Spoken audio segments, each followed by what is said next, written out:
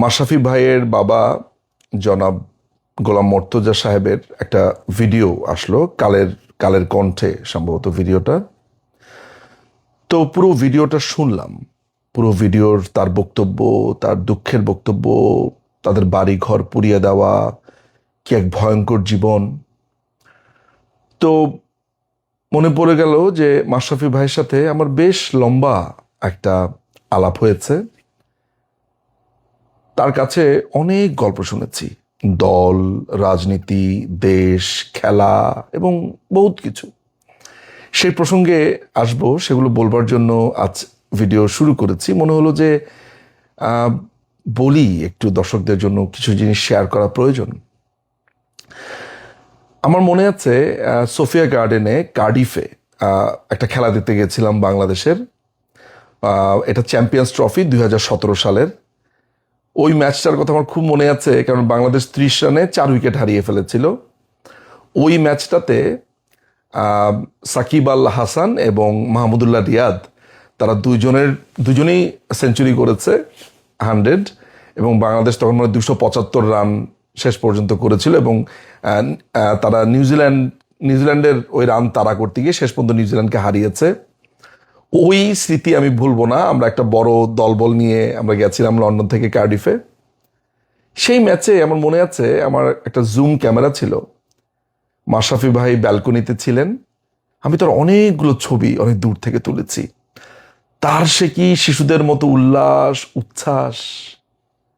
ওই টুর্নামেন্টে মাশরাফি ভাইকে দেখেছি বাঘের মতো। তখন তার ক্যারিয়ারের, তখন তিনি ইতিমধ্যেই এমপি, এটা নিয়ে অনেক কথা হয়েছিল তখন।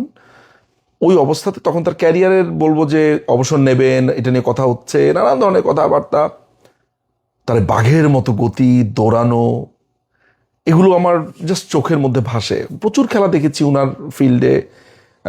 তারপর তো পুরো টুর্নামেন্টটা দেখেছি। 2019 ওয়ার্ল্ড কাপে মাশরাফি ভাই তো খেলছেন মনে হয়। আমি হ্যাঁ, মাশরাফি ভাই খেলেছিলেন শেষ পর্যন্ত নাকি। যাই হোক, সোজা কথা হচ্ছে আমার 2017 চ্যাম্পিয়ন্স ট্রফিটা মনে আছে।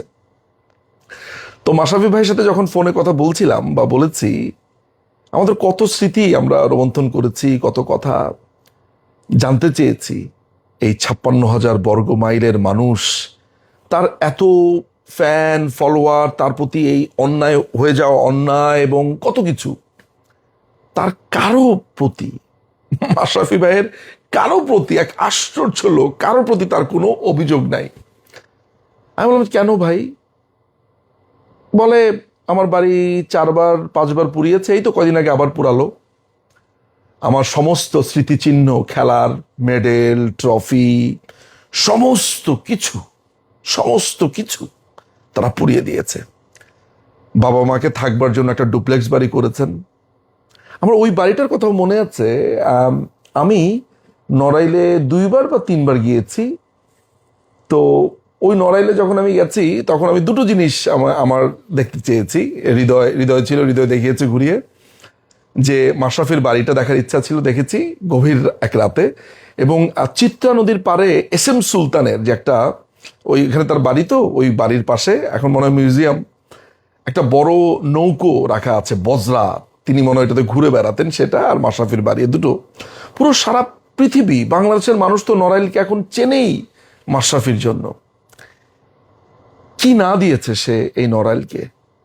সম্মান, পরিচিতি, মানে এভরিথিং। নড়াইলের কোন মানুষটা বলতে পারবে না সে কথা? নড়াইলের যুবকরা, তরুণরা, এরাই তো পুড়িয়ে দিয়েছে না ওর বাড়িটা। আমি মাঝে মধ্যে আমি আসলে মাশরাফি ভাইকে ভাবছিলাম জিজ্ঞেস করবো, কিন্তু জিজ্ঞেস করা হয়নি। আচ্ছা, আপনার বাড়িটা ঠিক কিভাবে পোড়াতে পারলো? যারা পোড়াতে এসেছে তাদের তাদের কিচ্ছু মনে নাই, তাদের কোনো স্মৃতি নাই না। আমাদের দেশের রাজনীতিটা এত ভয়ঙ্কর, মানে যারা এই নৈরাজ্যটা করে তাদের তাদের তাদের স্মৃতি থেকে বলছি, তারা এত ভয়ঙ্কর করে তুলেছে, যেখানে মাশরাফির বাড়িটা তারা পোড়াতে দ্বিধা করেনি। এই কথা যখন আমি মাশরাফির সাথে আলাপ করছিলাম, মাশরাফি বলে, নিজুম ভাই, এটা কি কন? আমার তো ভাই কোনো দুঃখ নাই। 32 পুরা দেওয়ার পরে চিন্তা করলাম যে আমি কি হারাইছি। এই যে উনার এই ভাবনাটা শোনা শুরু করলাম, বলে নিজুম ভাই শোনেন, আমার বাড়িটা নিয়ে আমার দুঃখ ছিল, to be honest with you, দুঃখ ছিল। 32 পুরা দেওয়ার পরে বুঝলেন ভাই, আর কোনো দুঃখ টুক্ষ নাই, যা হওয়ার তা হবে। এই মানুষটার মুক্তিযুদ্ধ, বঙ্গবন্ধু, মুক্তিযোদ্ধা, আমাদের ইতিহাস, কি যে অপরিসীম শ্রদ্ধা। জানেন, ও বলে যে ভাই আমি তো কারো কোনো ক্ষতি করি নাই। তাই তো এমপি হিসেবে যখন দেখেছি তিনি তার এলাকায় ঢুকেছেন, গেছেন, মানুষের মধ্যে কি মিশে একাকার হয়ে গেছেন, কার কি লাগবে সেই নড়াইলের টোনে তিনি বলছেন, কথা বলছেন। আপনারা নিশ্চয়ই সেগুলো মনে করতে পারেন। এই লোকটার বিরুদ্ধে কোনো দুর্নীতির অভিযোগ নাই, কোনো সিন্ডিকেট নাই, কিচ্ছু নাই। নিজের ঘামে ভেজা টাকা দিয়ে, এই পরিশ্রমের টাকা দিয়ে জিম করেছেন, সে জিমটা পুড়িয়ে দিয়েছে। জিমের কি দোষ রে ভাই? সেখানে তো তরুণরা খেলতে আসতো। নড়াইল এক্সপ্রেসের অ্যাম্বুলেন্স সব শেষ করে দিয়েছে, সব।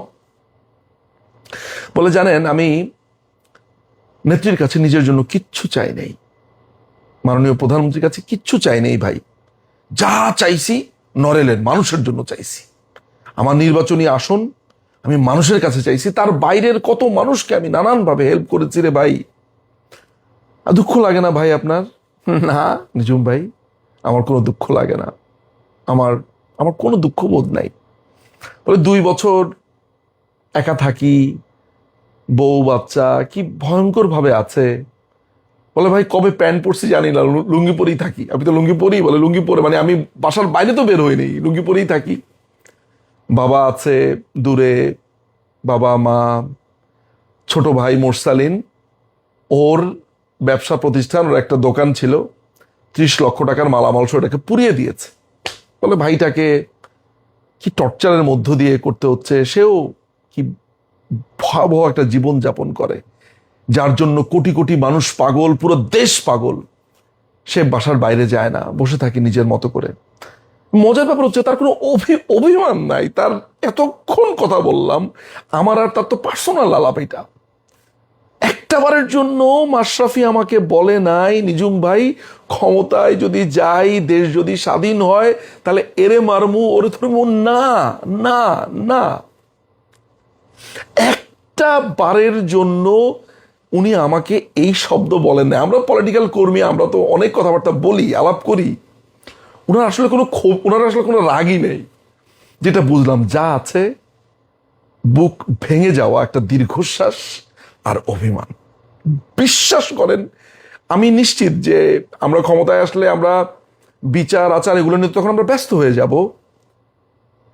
আমার মনে হয় মাশরাফি ভাই খালি আমাদেরকে বলবে ভাই কিচ্ছু করার দরকার নেই, ভাই কিচ্ছু দরকার নেই, এগুলোর দরকার নেই।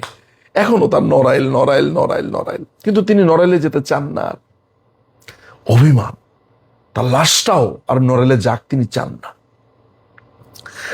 তো মাশরাফি ভাইয়ের কত কথা বলবো এই মানুষটাকে নিয়ে।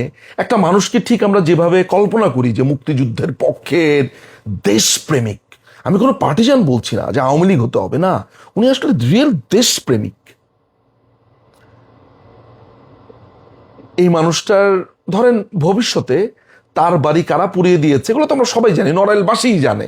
নড়াইলে আমি আমার বাইকনারে বললে বা কাউরে বললে বলে দিবে যে এই এই এই এরা এরা করেছে, এরা এরা করেছে।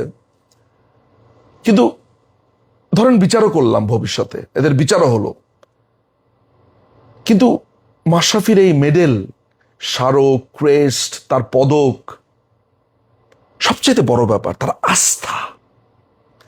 এই যে নড়াইলের মানুষের প্রতি তার প্রবল আস্থা, সেইখানে তো ভয়ঙ্কর চির ধরেছে।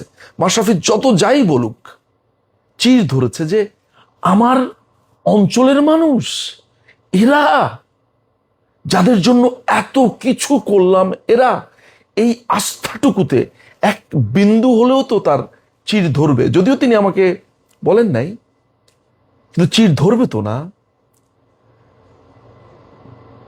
আমাদের কৌশিক, এই দেশের মানুষ তার সমস্ত কিছু পুড়িয়ে দিয়েছে। আমাদের কৌশিক তার দুঃখ ভুলে 32 নম্বরের কথা চিন্তা করে, যেখানে 32কে পুড়িয়ে দিতে পারে, আমি কে রে বাবা, এটা হচ্ছে তার কথা। মুক্তিযুদ্ধ নিয়ে কি দারুণ তার কথা, মুক্তিযুদ্ধের ইতিহাস, এই দেশের প্রতি তার কমিটমেন্ট। সাতবার তার হাঁটুতে অপারেশন হয়েছে, সেটা নিয়ে দেশের জন্য খেলেছে। এই যে এত কোটি কোটি মানুষের করতালি, ভালোবাসা, এগুলো সব ছিল ফেক। এই বাংলাদেশের মানুষই ফেক। বিশ্বাস করেন, এই বাংলাদেশের মানুষের ভালোবাসা, করতালি, এগুলো সব ফেক, কোনোটা সত্যি না। আমি বিশ্বাস করি না এগুলো সত্যি।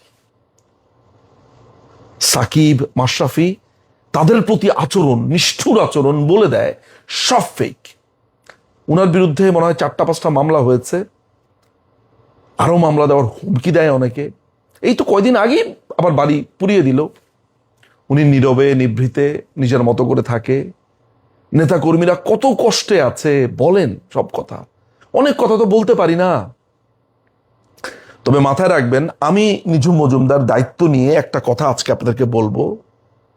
Mashrafe bin Mortaza is a true leader. বাকিটা বুঝে নেবেন। He is a true leader and a patriot, দেশপ্রেমিক, রিয়েল। এই মানুষটার স্টেটসম্যান, অর্থাৎ স্টেটসম্যান হওয়ার যোগ্যতা আছে। শুধু একটা দলের নেতা না, তার পুরো বাংলাদেশের নেতা হওয়ার যোগ্যতা আছে। আপনার কথা বললে, তার সাথে মিশলে বুঝবেন। তো এটা জাস্ট স্মৃতি রোমন্থন করবার জন্য, যে মাশরাফির জীবনের গল্প একটু শেয়ার করার জন্য, মাশরাফির কথা বলার জন্য। এ ট্রু লিডার। এই মানুষটা দেশকে ভালোবাসেন, বঙ্গবন্ধুকে ভালোবাসেন, মুক্তিযুদ্ধের প্রতি তার অপরিসীম শ্রদ্ধা, মুক্তিযোদ্ধাদের প্রতি তার অপরিসীম শ্রদ্ধা, রাজনীতিবিদদের, নানান রাজনৈতিক দল, দেশ, সবার প্রতি তার দারুণ রেসপেক্ট। কাউকে নিয়ে কোনো ধরনের কটু কথা তিনি বলেন না। দারুণ একজন মানুষ। আর এই মানুষটাকে এই বাঙালিরা কি প্রবল যন্ত্রণা দিয়েছে। যিনি ঘর থেকে বের হন না অভিমানে, খেলতে পারেন না, যেতে পারেন না, জমি জমা বিক্রি করতে হচ্ছে, তার সমস্ত কিছু, অর্থ করি, তার কিছু নাই, তো কিচ্ছু নাই, সব শেষ করে দিয়েছে। এই বাংলাদেশ বঙ্গবন্ধু মেরে ফেললো না, এই বাঙালিরাই তো মেরে ফেলেছে। নেতাজি সুভাষচন্দ্র বসু, এই বাঙালিরাই তো তাকে ফিরতে দেয়নি। এই বাঙালিরা একটান হলে তিনি কখনো লুকিয়ে থাকতেন, তার ওই প্লেন ক্র্যাশের গল্প সাজাতে হতো। এই বাঙালি রেইসের কথা বলছি আমি, শুধু বাংলাদেশি না, সব মিলেই এই হচ্ছে বাঙালি। আর বাংলাদেশি তা তো আরো খারাপ, ভয়ঙ্কর, এতটুকুই।